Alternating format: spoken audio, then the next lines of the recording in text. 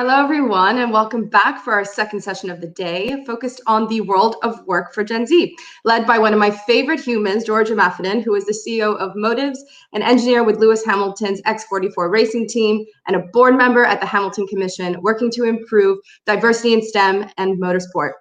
So we know that the job market has drastically changed and that job hunting isn't what it used to be. So what does it take for Gen Zers to get a job today? Well, we're about to find out from some incredible young leaders in our community.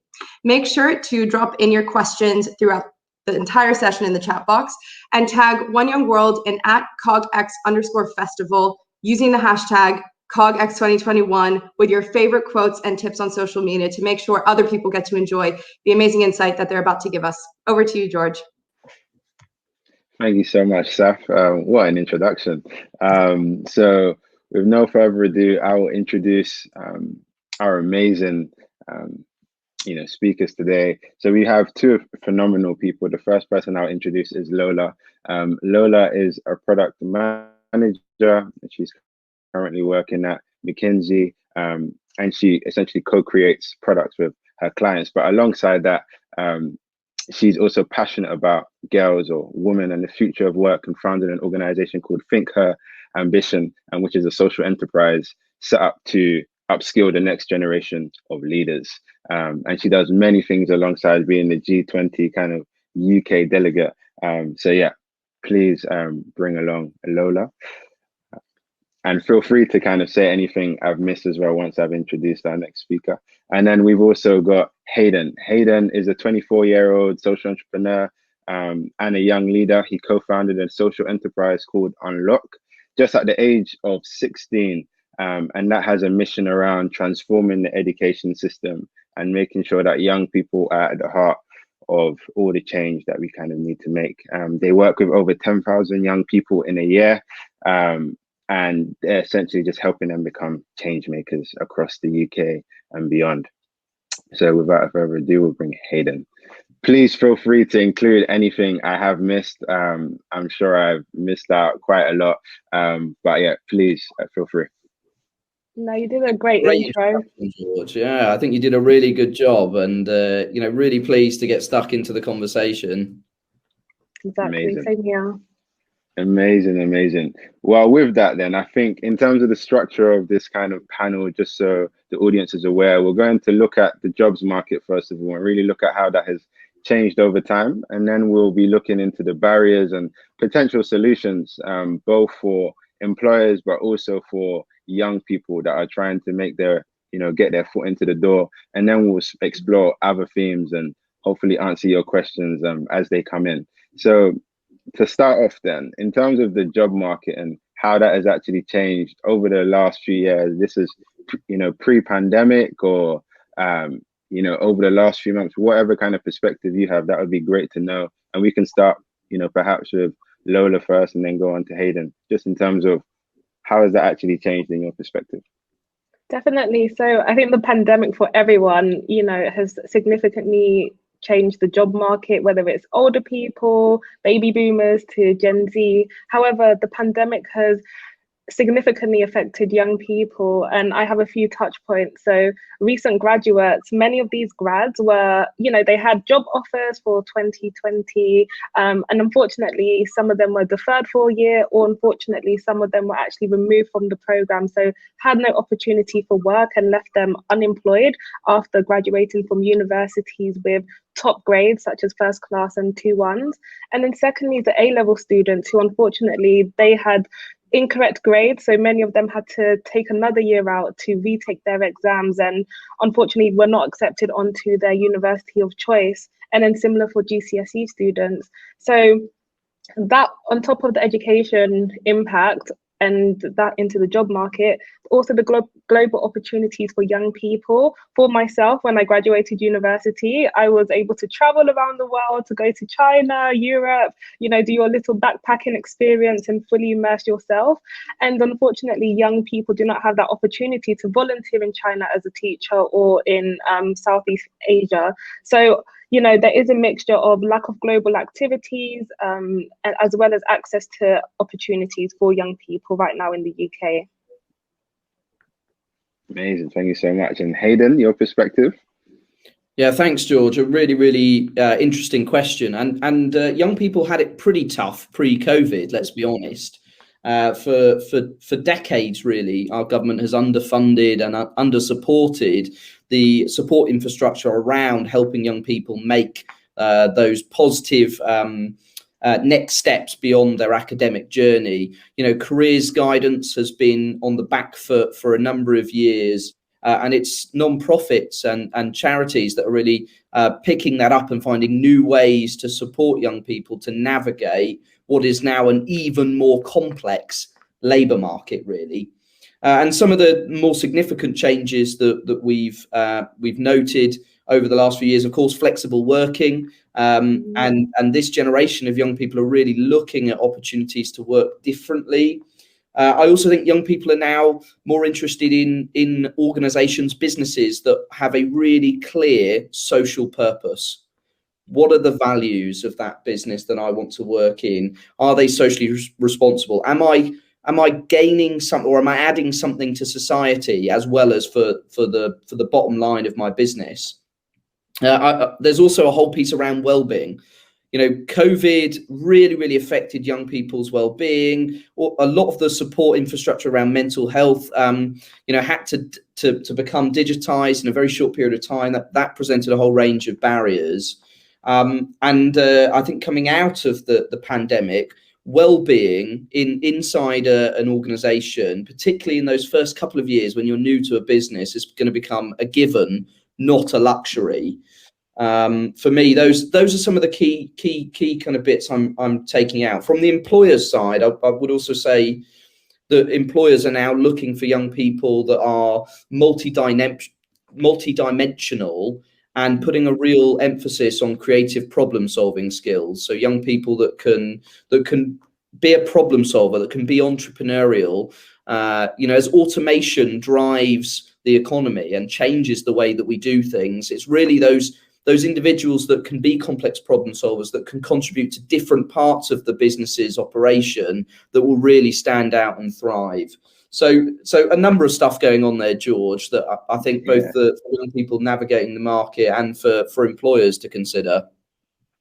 And everything that, you know, both Lola and yourself have mentioned in terms of job offers being deferred, incorrect grades at A-levels, GCSEs, non-profits having to take on the kind of grunt of the work to actually, you know, support a lot of these young people through. I know in terms of Motivez, we ran multiple programs.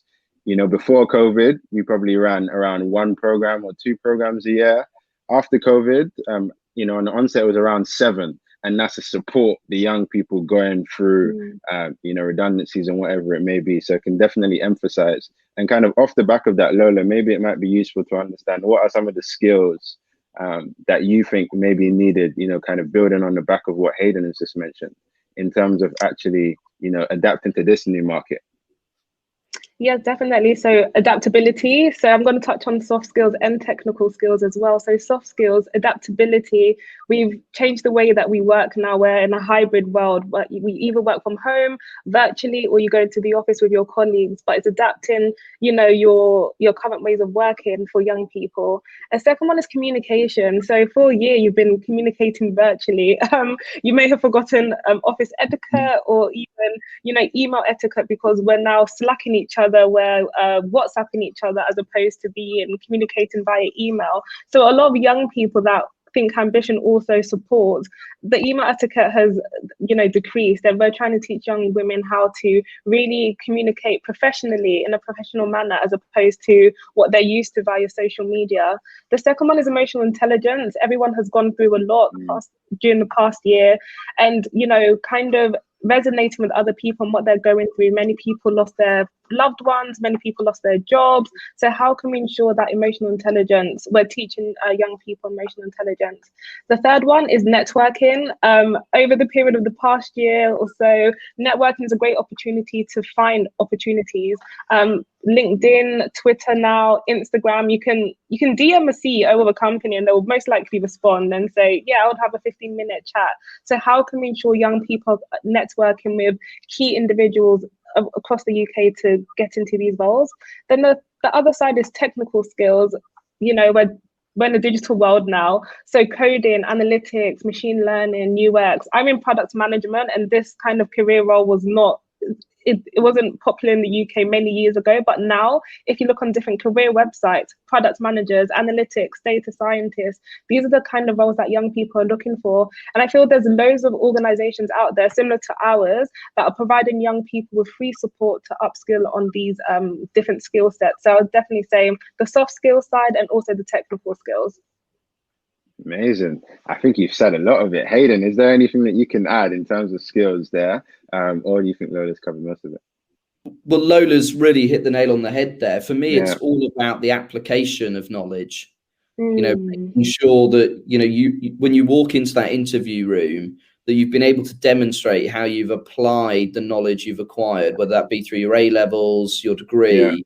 You know, get out there, as Lola mentioned, DM the CEO, volunteer, intern, attend events, be curious, so that when you get to that point, you're not just saying, look, I've got this great raft of skills. You can actually say, here's how I've used it, and here's all the difference I've made, you know, in that time. So I think, you know, that for me is the absolute crux of it, is to be curious, to put yourself out there, and to think about how you can apply the knowledge you're learning in any professional setting that you're currently in.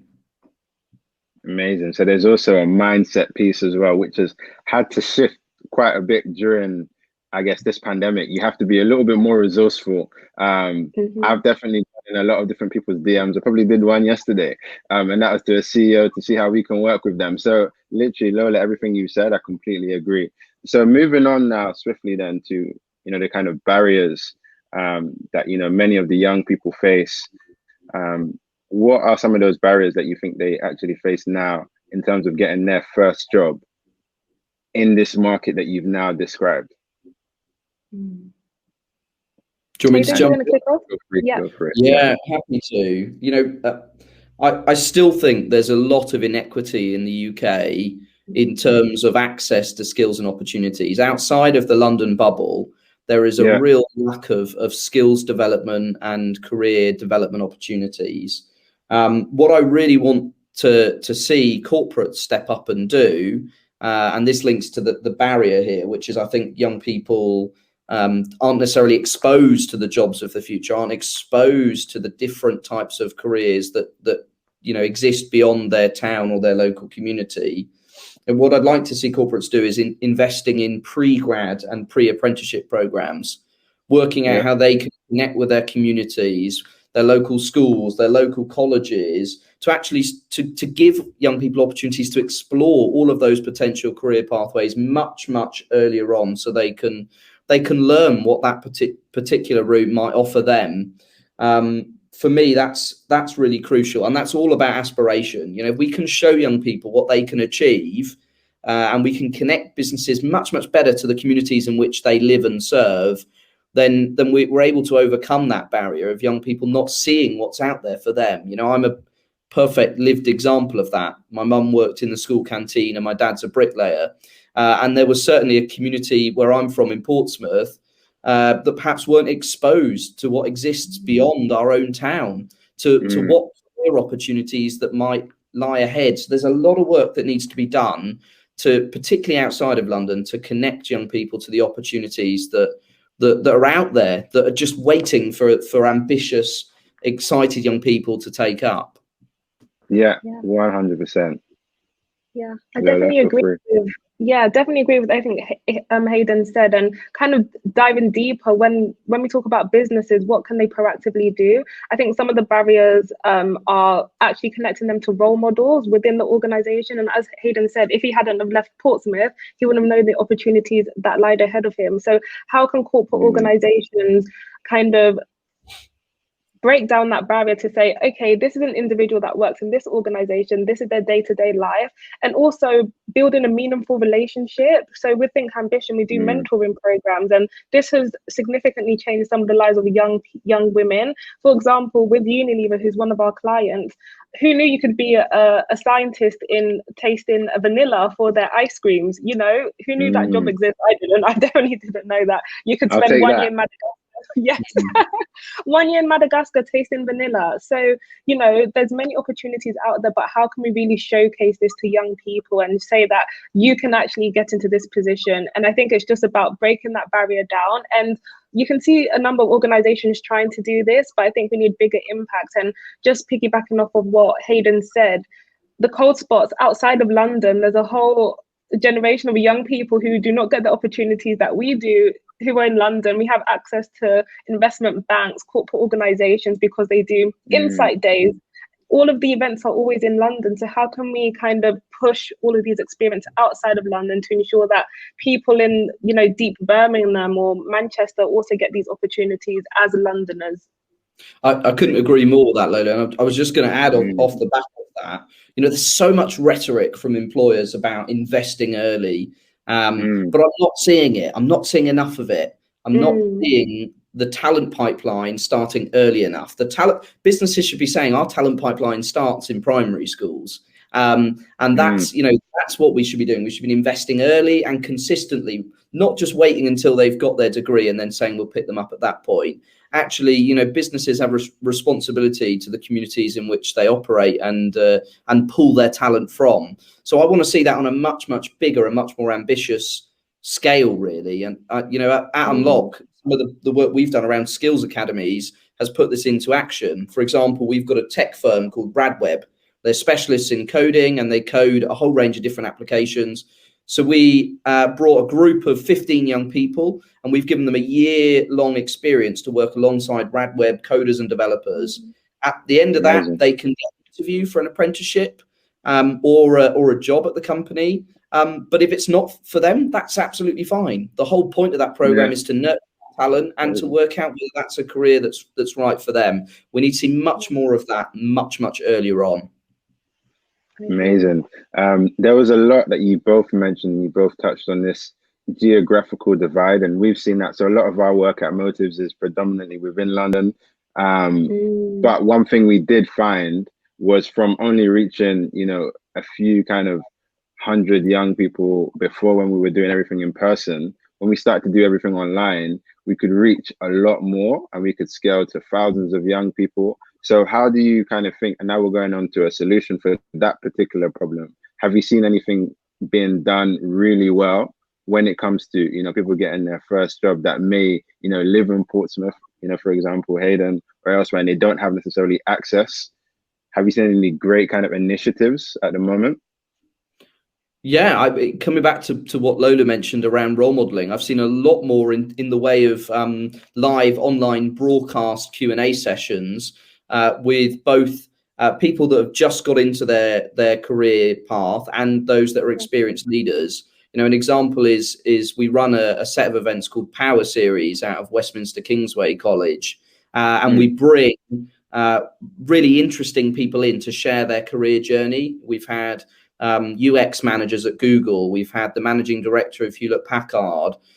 We've had influencers. We've had just a whole plethora of different people with a whole range of different career routes. And we've broadcast that live using the Microsoft Teams events platform. And that's enabled us to reach so many more young people. We've got whole classrooms of young people dialing in and listening in. It just democratizes access to an opportunity that perhaps they wouldn't have been able to have before. So I think hybrid opportunities connecting employers and young people are here to stay and in a big way.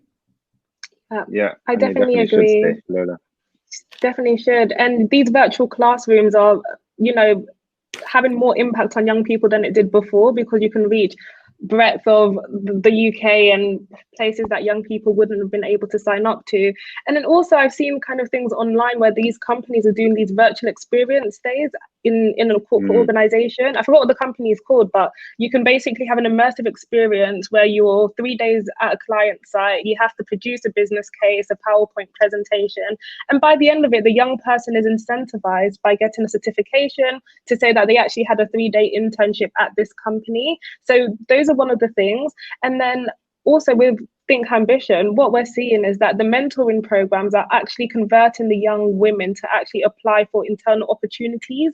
So one of our mentees, she actually received an apprenticeship scheme offer from Unilever to say that she has actually been accepted onto the role. And that will happen all virtually. So we can see that if we curate amazing, immersive online experience, this can actually open the eyes of young people. So those are a few of the nuggets that I've seen over the past year. Can I just add on that? Completely agree with everything Lola says, but it's got to be an addition to the stuff we do in person, because there is a unique power, when you've got opportunities to connect with young people face to face, to bring in business leaders, to connect businesses in the community. So, I don't think this is, I'm not sure we're suggesting that actually this is an alternative to, it's an enhancement of. Enhancement, definitely. We need it anyway. Yeah, exactly. I agree. 100%. I think the organization you might be referring to might be Bright Network, Lola, that run Internship UK potentially. So for any young people, feel free to sign up to that. I think their applications are still open. It's kind of rolling. Please feel free if you're looking for experience. And then in terms of, I'll go for it. I was just going to say, Speakers for Schools is another great organization doing work on immersive weekend experiences. So, there's a lot of people out there. Employers haven't got to work hard to find organizations they can partner with. Look, you got 3 on the panel today. Reach out to us. But I know that's really kind of direct, but there's a great opportunity here for employers to take this as a call to action almost, and to engage with us to find out how they can be doing more. Exactly. And just to touch on, I don't think we've really touched on what schools and colleges and universities can be doing. We've kind of put not the blame on businesses, but how can schools and colleges also support this and be more open to, organizations supporting them throughout this as well?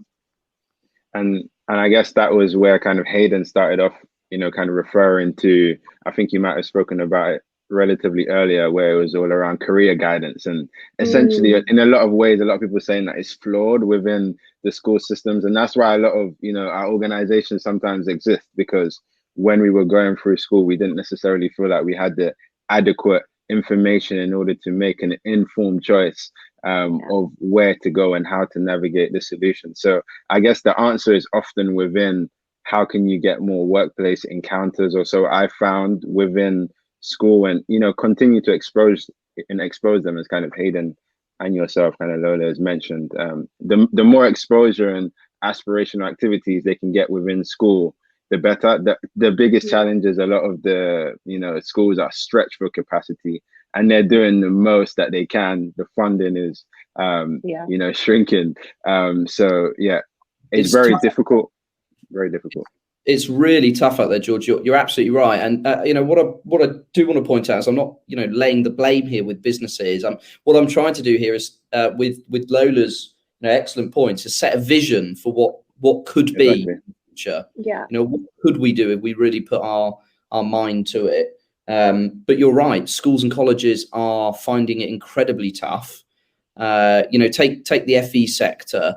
They've effectively had their funding frozen for nearly 15 years. There was a slight bump 2 years ago, but think about the inflationary increase in that time versus the income they're receiving. So there's a lot of pressure on the school and college system to prepare young people for careers, whilst the government narrative doesn't actually support that. So there's something at a systems level here that also needs to change in order to properly invest in that relationship between education and employers. They do that really well in the Nordic countries. In Norway, if you're talking about trigonometry, they can get on the building site and see it in action. There's some great examples where they're doing much bigger picture thinking on this kind of stuff.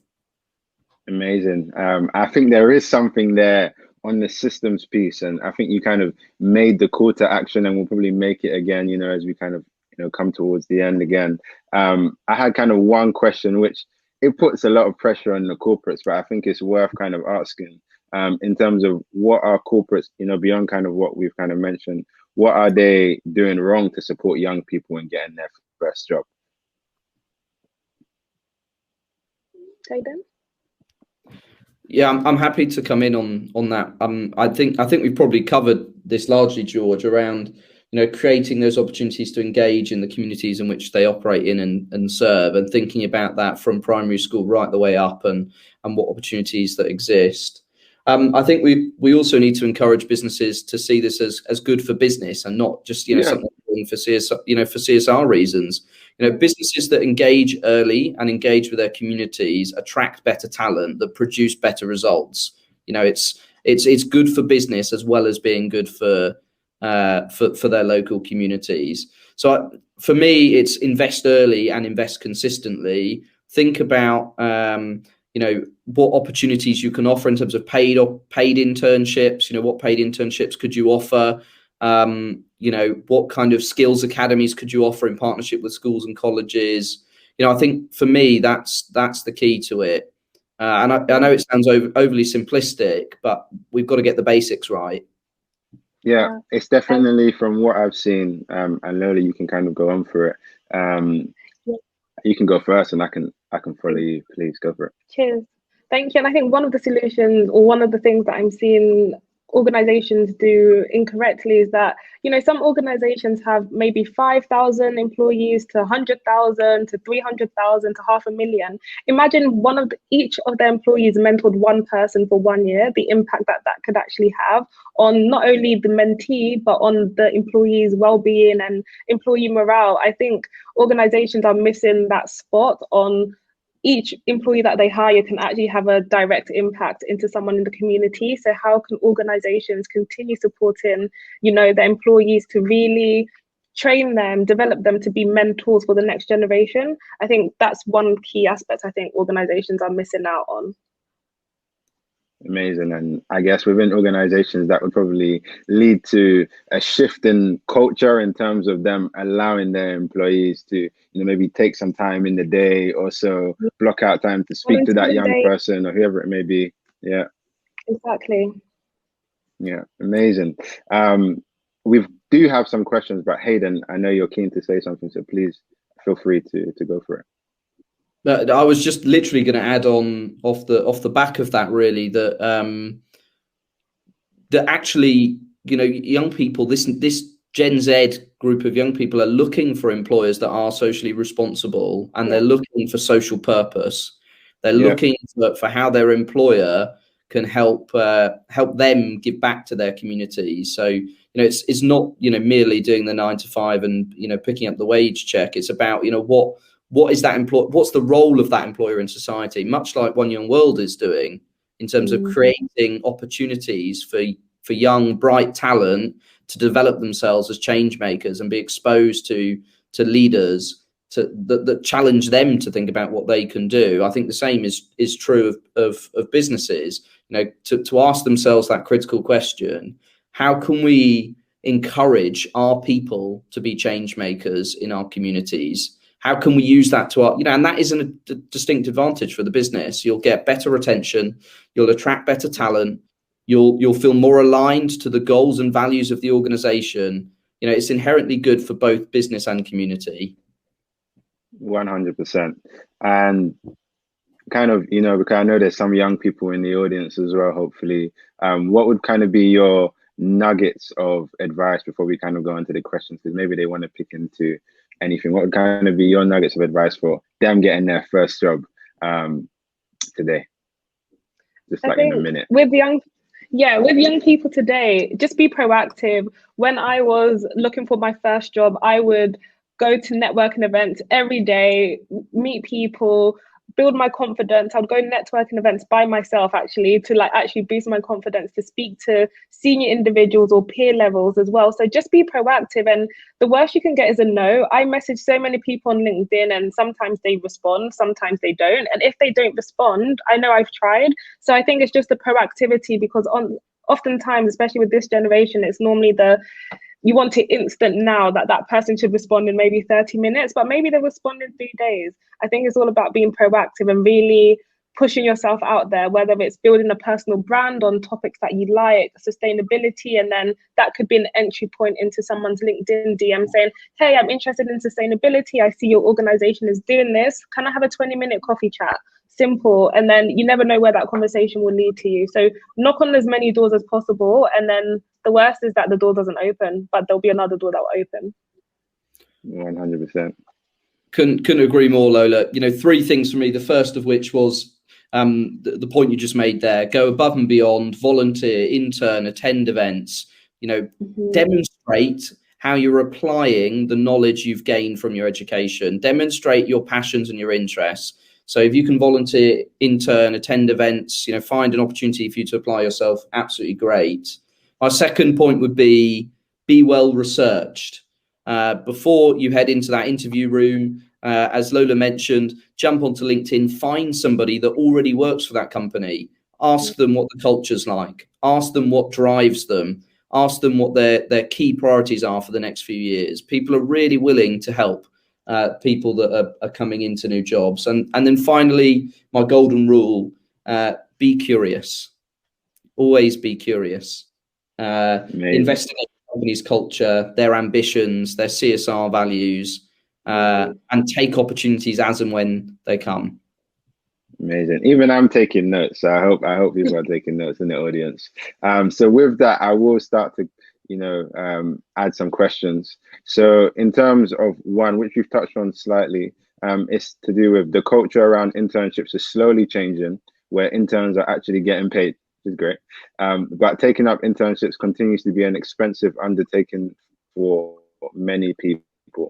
How can people gain experience if they are competing against the need to take up a paid job instead? So if one person could go for this, that would be amazing. Whoever feels kind of more keen on this topic. I can touch on this one. I think it's down to your actual life goals or career goals. So you need to determine whether the internship is the right opportunity for you to take to get into your career, or whether a paid job instead. And I think maybe this individual is talking about maybe taking a retail job, a lower paying job. So I think the point that you need to do is speak to the employer to say, okay, these are my current financial circumstances. I'm unable to pay the rent in this area that you are, that the office is located. Is there anything that you could do to support me? Because I think oftentimes young people are afraid to ask about finances, and you have the right to actually ask if your employer can actually support you even further. And if not, maybe there's some scholarships or bursary that these charities or organizations are actually supporting for paid internships, but without the stippling. So definitely look at that. Or if you are very hard working, maybe you could balance the two and maybe tell your employer, I can only do 3 days a week here, and then now I need to work another job, because you can do like job share or kind of split that up as well. But definitely, I think there's some amazing internships out there in Europe and things like that, but oftentimes you actually have to pay for the accommodation. So I think definitely first step is ask if they offer any financial support. If not, if you could reduce the hours and balance another role as well, just to support yourself. So I'll definitely say those two. Some really, really good points there, Lola. I think we first need to acknowledge that it is still difficult for young people to find and secure internships. It is difficult, and I fully sympathise with that. As a young man that grew up in Portsmouth and saw the price of property in London just absolutely rocket, you can understand where that concern and that anxiety comes from when it comes to getting internships. I think we need to continue to put pressure on employers to pay the real living wage for internships where they can. The other thing I think is worth considering is the role of hybrid and technology in enabling access to different opportunities. We work with a company called Verizon. They're a global telecoms company, and most of their team are working fully remotely now. That slightly shifts slightly, but what great opportunities for young people to engage with a business from a laptop from home. And for many people, that's the reality of their working pattern anyway. So I think that will democratize or open up access to some of those opportunities that perhaps previously were pretty prohibitive. So it's not a complex solution that in this panel we're going to be able to solve, but I completely agree with Lola. Be resourceful, ask the questions, think about whether you can be a flexible worker, i.e. doing some stuff digitally, and go for it, really. If you can find a solution in partnership with your employer, go for it. Applying yourself and demonstrating that application of knowledge will put you in really good stead for what the next chapter of your career will hold. 100%. Those are some great responses. And then we do have another question, which is around, are there any changes or trends coming down the track in 10 to 20 years in the jobs market that are interesting to both job seekers and job providers, which is a great question. So yeah, I think that's a fabulous question. Yeah. I think that's a great question. I think for me, I was actually having this conversation similar on this topic with a couple of friends, and it's around will we always have full-time employees for companies, if that makes sense? Will people now actually contract themselves to that organization as opposed to working full-time for them because of the flexibility of maybe working in a different country? They're able to spend more time with their family and friends. I think with the pandemic, it's shown that you can be remote and still complete your job, but you could do it in Bali if you wanted to, or in Spain. So yeah, I think that's one of the trends that I'm seeing. A lot of people are now, leaving their companies on good terms, but then maybe recontracting themselves back to that company so they're more flexible, they have the opportunity to travel. So those are one of the trends that I'm seeing. So will we actually have full-time employees in the future? I wonder. Let's see. It's a really interesting trend. Really interesting trend, and I think that may well be the case for some industries. I suspect there will still be a good chunk of businesses that really value office culture and all that brings, particularly in careers with technical skills that require you to be hands-on and really connected and with a mentor in a face-to-face capacity. So I suspect that's not going to dissipate, but I think you're right, Lola, that certainly jobs in that can be remote will continue to be, we'll certainly see a trend in that direction for sure.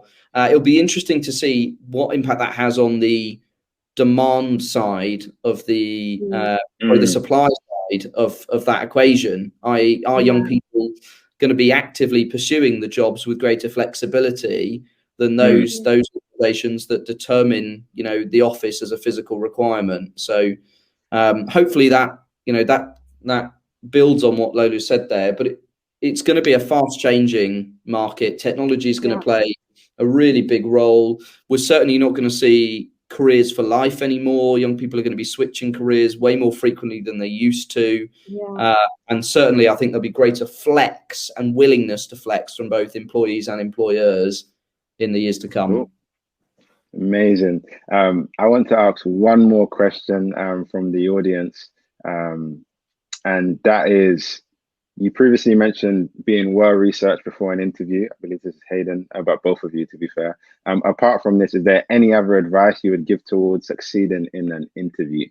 So if one person could go for this with as much gems as you can in 1 minute. Yeah. Do you want to go for it, Lola? Yeah, sure. I think the first one for me is be authentic self. There's no need to conform to what that organization does or who they are. I think being yourself will truly show that. And I think nowadays people are more purpose driven. So be yourself, crack a joke at the beginning if you need to, tell them that you like their tie or their shirt or something like that. Just be yourself. The second one is, really bring your experience into that interview. You've gone through university or school, try and bring those examples into the interview and be, as Hayden said, well researched, but well rehearsed as well. Practice with your friends, practice with people in the company. When I'm interviewing, I reach out to people on LinkedIn and say, hey, I'm applying for a role at your company. Is it possible to have a quick coffee chat with you and rehearse some of the questions? So definitely being well rehearsed and be authentic self. Amazing. Thank you so much. And with that, Hayden, do you have any last minute tips or call to action for the audience before we leave? And then I'll wrap up. I think a really clear call to action for any employers engaging in this conversation: invest early, connect with your communities, and use you've got Unloc, you've got all the work that you're doing, George, and the work that Lola's doing around mentoring. You've got great opportunities here to invest early and invest consistently in your talent pipeline. And it's great for business as well as it is for your community. So that's my call to action.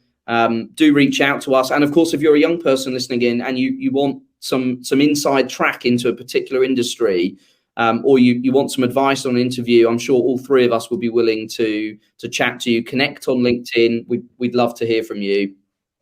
Amazing. Well, there's a lot that I could summarize there, but there's been so many gems. So I hope you've taken notes. And with that, thank you very much for having me as your moderator. And thank you, Lola, for all your gems. And thank you, Hayden, for that call to action just now. And with that, I'll give it back to Saf from One Young World to bring us all back together. I enjoyed that session so much. I mean, I feel like the odd one out who's been with my employer for 5 years now. I've been with 1-year-old almost 7 years, and I'm definitely not in the norm. So things are changing so fast. I've gained so much knowledge in terms of kind of that pipeline, what we need to do to support that pipeline, but also in terms of what Gen Zers who are looking for jobs, and also anybody, you know, the curiosity, the resourcefulness, the adaptability, all of that is useful regardless of how old or young you are. So thank you so much to each of you. Any employers or schools in the audience, please engage with George, Hayden, and Lola, partner with them, and let's provide more opportunity for young people.